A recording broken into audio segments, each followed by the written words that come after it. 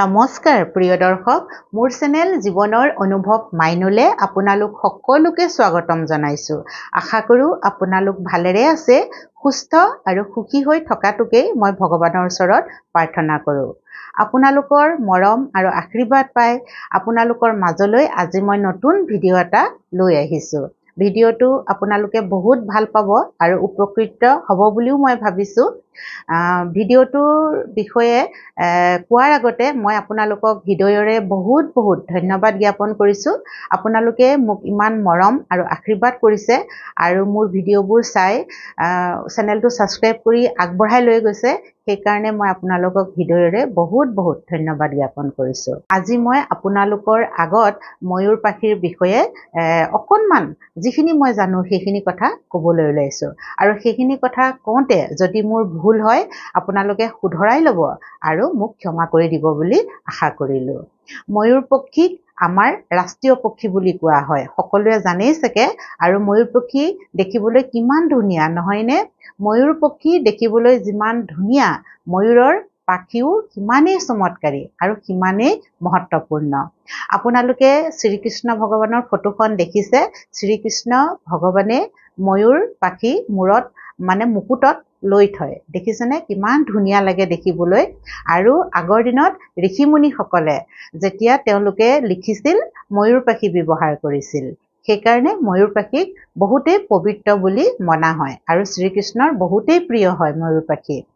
আৰু সেইকাৰণে আমি ময়ূৰ পাখি আমাৰ কাৰণে বহুতেই লাভকাৰী আৰু উপকাৰিতা আৰু মহত্বপূৰ্ণ। এতিয়া মই আপোনালোকৰ আগত ক'ম ক'ত কেনেকৈ ময়ূৰ পাখি থলে আমাৰ কি লাভ হয় আৰু যিকোনো সমস্যাৰ পৰা আমি পৰিত্ৰাণ পাব পাৰো। এতিয়া ময়ূৰ পাখি আমি যদি আমাৰ ঘৰলৈ সোমোৱা দৰ্জাখন, যিখন দৰ্জাৰে আমি বাহিৰ ভিতৰ কৰো, মেইন দৰ্জাখন, সেই দৰ্জাখনত যদি এযোৰ ময়ূৰ পাখি লগোৱা যায় তেতিয়াহ'লে বহুতেই ভাল ফল পোৱা যায়। যদি দৰ্জাখনত আপোনালোকে নলগাওঁ বুলি ভাবে, ঘৰৰ ভিতৰলৈ সোমাই আহোঁতেই যিটো শোৱনি কোঠা পায়, ড্ৰয়িং ৰুম পায়, তাতো আপোনালোকে ময়ূৰ পাখি সজাই থব পাৰে। ঘৰলৈ অহা যোৱা কৰা মানুহে যাতে সেই ময়ূৰ পাখি দেখা পায়। আমাৰ ঘৰলৈ নানান ধৰণৰ মানুহ আহে নহয়নে? আৰু কাৰ মনত কি আছে আমিতো নাজানো। আৰু সেইকাৰণে নজৰ দোষৰ পৰা ৰক্ষা পাবলৈ আমি ময়ূৰৰ পাখি আমি যদি ফুলদানি এটাত সজাই থওঁ বা মেইন দৰ্জাখনৰ সন্মুখত এযোৰ ময়ূৰ পাখি লগাই থওঁ, তেতিয়াহ'লে আমি নজৰ দোষৰ পৰা ৰক্ষা পাব পাৰো আৰু ঘৰখনৰ যি নিগেটিভিটি সেইখিনি নিগেটিভিটিখিনি আঁতৰ হয় আৰু সকাৰাত্মক শক্তি ঘৰখনত জাগ্ৰত হয়। আৰু ময়ূৰ পক্ষী যেতিয়া আমি আগফালে সজাই থওঁ বা ড্ৰয়িং ৰুমত সজাই থওঁ, আমি যেতিয়া ঘৰৰ পৰা বাহিৰলৈ যাওঁ আৰু সেই ময়ূৰ পাখি দেখিও আমাৰ খুব ভাল লাগে আৰু আমাৰ ভাল হয়। ওলাই যাওঁতে যি কামতে আমি ওলাই যাওঁ আৰু সেই কাম আমাৰ সফল হয় বুলি কোৱা হয়। সেইকাৰণে দৰ্জাখনত নতুবা ঘৰলৈ সোমাই আহোঁতে যিটো ৰুম পৰে, ড্ৰয়িং ৰুম হয়, শোৱনি কোঠা হয়, তাতে আপোনালোকে ময়ূৰ পাখি লগাই থলে এনেধৰণে ভাল ফল পাব বুলি আশা কৰা যায়। ভাল ফল পোৱাই যায়, আশা কৰা নহয়, ভাল ফল পোৱাই যায়। আপোনালোকৰ ল'ৰা ছোৱালী যদি পঢ়াত বেয়া হৈছে বা পঢ়াত মন দিয়া নাই বা পাহৰি গৈছে পঢ়াবোৰ, তেতিয়াহ'লে আপোনালোকে এযোৰ ময়ূৰ পাখি ল'ৰা ছোৱালীৰ পঢ়া টেবুলত ৰাখিব পাৰে। পঢ়া টেবুলখন সদায় ল'ৰা ছোৱালীৰ উত্তৰ পূব দিশত হ'ব লাগে আৰু ময়ূৰ পাখিও উত্তৰ পূব দিশতে লগাব লাগে। নতুবা আপোনালোকে এটা ময়ূৰ পাখি ল'ৰা ছোৱালীৰ বেগতো থৈ দিব পাৰে। যিটো বেগ স্কুললৈ লৈ যায় সেই বেগতো ময়ূৰ পাখি এটা আপোনালোকে থৈ দিব পাৰে। তেনে কৰিলে আপোনালোকে দেখিব যে ল'ৰা ছোৱালীয়ে পঢ়াত মনোযোগ দিছে, পঢ়াৰ প্ৰতি আগ্ৰহ বাঢ়িছে আৰু তেওঁলোকৰ স্মৰণ শক্তিও লাহে লাহে বাঢ়ি গৈছে। হয় যে ঘৰত টকা পইচাৰ সমস্যাই দেখা দিয়ে। টকা পইচা ঠিকেই আহে কিন্তু কিবা কাৰণত খৰচ হৈ যায়, বেমাৰ আজাৰতেই হওক বা কাৰোবাক দিব লগাতেই হওক, এনেকুৱা যদি সমস্যাবোৰ হয় বা টকা পইচাৰ সমস্যা থাকে, আপোনালোকে এটা কাম কৰিব, এটা ময়ূৰৰ পাখি সেৱা কৰা ঠাইত কৃষ্ণ ভগৱানৰ ওচৰত বা লক্ষ্মী নাৰায়ণৰ ওচৰত ময়ূৰ পাখি থৈ দিব। আৰু এটা ময়ূৰ পাখি আপোনালোকৰ লকাৰত যি ঠাইত আপোনালোকে ধন টকা পইচা ৰাখে সেই লকাৰত থৈ দিব আৰু তেতিয়া দেখিব লাহে লাহে আপোনালোকৰ এই সমস্যাবোৰ নাইকিয়া। কেতিয়াবা ঘৰখনত এনেকুৱাও হয় যে ঘৰখনৰ সদস্যবোৰে কোনেও কাৰ কথা শুনিব নিবিচাৰে, কোনেও কাকো মাতবোল কৰিব নিবিচাৰে, নহয়নে বাৰু? এক অশান্তিৰ পৰিৱেশ হৈ থাকে। সেই অশান্তিৰ পৰিৱেশ হ'লে ভাল নালাগে, নহয়নে? তেতিয়া আপোনালোকে এটা কাম কৰিব পাৰে যে ময়ূৰ পাখি যোৰ হিচাপে এযোৰ বা দুযোৰ যি টুকুৰা ঠাইত বা যিখন ঠাইত সকলো অহা যোৱা কৰে, যেনেকৈ ডাইনিং ৰুম, যি ঠাইত আমি ভাত খাওঁ সকলো সদস্য সেই ঠাইলৈ আহে, নহয়নে বাৰু?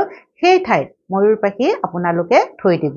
ওলাওঁতে সোমাওঁতে বা আহোঁতে যাওঁতে যাতে ময়ূৰ পাখি সকলোৱে দেখা পায়। তেনে কৰিলে কি হ'ব, সকলোৰ মনৰ সেই বেয়া ভাৱবোৰ, নিগেটিভিটিখিনি আঁতৰি যাব আৰু আঁতৰি গৈ পেলানি সকলোৰ মনত মৰম আৰু ভালপোৱা ভাৱ আহিব। ঘৰত যিবোৰ নিগেটিভিটি থাকে তাৰ কাৰণে আমাৰ মনবোৰ বেয়া হৈ থাকে আৰু ইজনে সিজনৰ প্ৰতি বেয়া ভাৱ আহে। এইবোৰ চব নকাৰাত্মক শক্তি বা নিগেটিভিটিৰ কাৰণত হয়। আমি যদি ময়ূৰ পাখি তেনেদৰে সকলোৱে দেখাকে বা যি স্থানত আমি সকলো অহা যোৱা কৰোঁ, যি স্থানত আমি ভাত খাওঁ সেই স্থানলৈ সকলোৱে অহা যোৱা কৰে, নহয়নে? ডাইনিং ৰুমতে আপোনালোকে এনেদৰে ময়ূৰ পাখি ধুনীয়াকৈ ফুলদানিটো সজাই থ'ব পাৰে বা যেনেদৰে পাৰে আপোনালোকে তেনেকৈ ডাইনিং টেবুলতে হওক বা ৱালতে লগাই হওক বা ফুলদানিতে হওক আপোনালোকে লগাই থ'লে আপোনালোকে দেখিব যে আপোনালোকৰ ঘৰৰ মানুহবিলাকৰ মনবোৰ লাহে লাহে ভাল হৈ আহিছে আৰু সকলোৱে সেই আনন্দত থাকিব পাৰিব। আকৌ কেতিয়াবা যদি আপোনালোকে বহুত চিন্তা কৰি থাকে টকা পইচাৰ কথা বা নিজৰ কথা, ভৱিষ্যতৰ কথা, কি হ'ব, এনেবোৰ চিন্তাই যদি আপোনালোকক আমনি কৰি থাকে বা আপোনালোক অশান্তিত ভুগি থাকে, মনটো কিবা বেয়া বেয়া লাগি থাকে, তেতিয়াহ'লে আপোনালোকে এটা ময়ূৰ পাখি আপোনালোকৰ পাৰ্চত থ'ব আৰু নতুবা আপোনালোকৰ ডায়েৰী আছে, ডায়েৰীত আপোনালোকে এটা ময়ূৰ পাখি থ'ব। আপোনালোকে দেখিব আপোনালোকৰ যি সমস্যাৰ, টকা পইচাৰ সমস্যাৰ কাৰণে আপোনালোকে চিন্তা কৰি থাকে, মন বেয়া লাগি থাকে আৰু সেই সমস্যাবোৰ আপোনালোকৰ নাইকিয়া হ'ব। কাৰণ ময়ূৰ পাখি আনন্দময়ী হয়, একদম কৃষ্ণ ভগৱানৰ প্ৰিয় হয়, নহয়নে বাৰু? আৰু সেইকাৰণে আপোনালোকৰ মন আনন্দ কৰি তুলিব। আৰু এটা কথা, কিছুমানে সপোনত বেয়া সপোন দেখে বা সাপ দেখে বা সপোনত ভয় কৰে, তেনেকুৱা সপোন যদি আপোনালোকে দেখিছে তেতিয়াহ'লে এটা ময়ূৰ পাখি আপোনালোকে গাৰুৰ তলত থৈ শুবচোন, তেতিয়াও সেই সপোনৰ পৰা আপোনালোকে ৰক্ষা পাব, বেয়া সপোনৰ পৰা আৰু সাপ দেখা সপোনৰ পৰা আপোনালোকে ৰক্ষা।